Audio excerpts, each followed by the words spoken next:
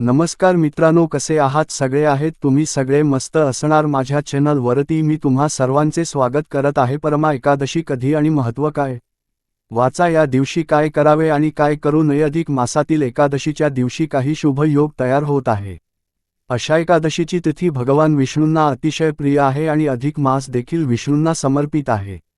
यामुळेच धार्मिक दृष्टिकोनातून पाहिल्यास या एकादशीचे महत्त्व अधिक वाढले जाते।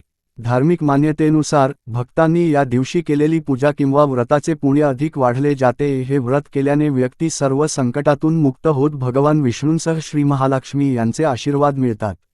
याशिवाय अडकेलेली कामे देखील पूर्णत्वास जातात। मात्र हे व्रत करताना काही नियमांचे पालन करणे आवश्यक आहे। ताच जाणून घेऊया या एकादशीचे महत्त्व, पूजा विधी, तिथी आणि काय करावे काय करू नये याबद्दल सविस्तर माहिती। कधी आहे एकादशी? शास्त्रानुसार पुरुषोत्तम महिन्यातील परमा एकादशीचे अत्यंत महत्त्व आहे। हिंदू पंचांगानुसार ज्येष्ठ महिन्यातील कृष्ण पक्षातील एकादशीच्या तिथीची सुरुवात 10 जूनच्या मध्यरात्री 12:57 ते रात्री 10:36 वाजेपर्यंत राहणार आहे। उदया तिथीच्या आधारावर एकादशीचे व्रत 11 जूनला असणार आहे। परमा एकादशीनिमित्त शुभ संयोग। हिंदू धर्मात अधिक मासावेळी येणाऱ्या एकादशी तिथीचे विशेष महत्त्व आहे। या वर्षात अधिक मास आल्याने परमा एकादशी 11 जूनला असणार आहे। ज्योतिषशास्त्रानुसार परमा एकादशीवर शोभन आणि सर्वार्थ सिद्धी योगाचा संयोग होत आहे, जो अत्यंत शुभ योग मानला जातो।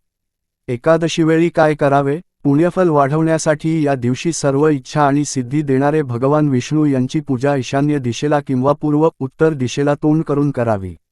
अधिक मासात तुलसी पूजनाला विशेष महत्त्व असते। त्यामुळे या एकादशीला भगवान दामोदर यांची तुलसी मंजिरी, पिवळा चंदन, रोळी, अक्षत, पिवळी फुले, हंगामी फळे, धूप, दीप आणि मिश्री यांनी भक्तिभावाने पूजा करावी। या दिवशी तुलसीची पाने तोडू नयेत, कारण शास्त्रानुसार ते निषिद्ध मानले गेले आहे। गीतापाठ, विष्णू सहस्रनाम, श्रीसूक्त आणि ओम नमो भगवते वासुदेवाय जप केल्याने पापमुक्ती व कर्जमुक्ती मिळून लक्ष्मी नारायणाची कृपा प्राप्त होते। एकादशी व्रत सिद्धीसाठी भगवान विष्णूंसमोर तुपाचा अखंड दिवा लावावा। दीपदान करणे अत्यंत शुभ मानले जाते। संध्याकाळी घरात, मंदिरात, पिंपळाच्या झाडाखाली आणि तुळशीजवळ दिवे लावावेत। रात्री भगवान विष्णूंच्या प्रसन्नतेसाठी नृत्य, भजन, कीर्तन आणि जागरण करावे। असे केल्याने हजारो वर्षांच्या तपस्येइतके पुण्य मिळते असे मानले जाते। उन्हाळ्याच्या काळात ही एकादशी येत असल्याने छत्री, वस्त्र, अन्न, गूळ, धार्मिक पुस्तके आणि फळे यांचे दान करणे अत्यंत लाभदायक मानले जाते। भगवान श्रीकृष्णांना गायी अतिशय प्रिय आहेत, त्यामुळे गायींना चारा खाऊ घालणे आणि त्यांची सेवा करणे शुभ मानले जाते। पुरुषोत्तम एकादशीची कथा वाचल्याने किंवा ऐकल्याने भगवान विष्णूंची कृपा राहते।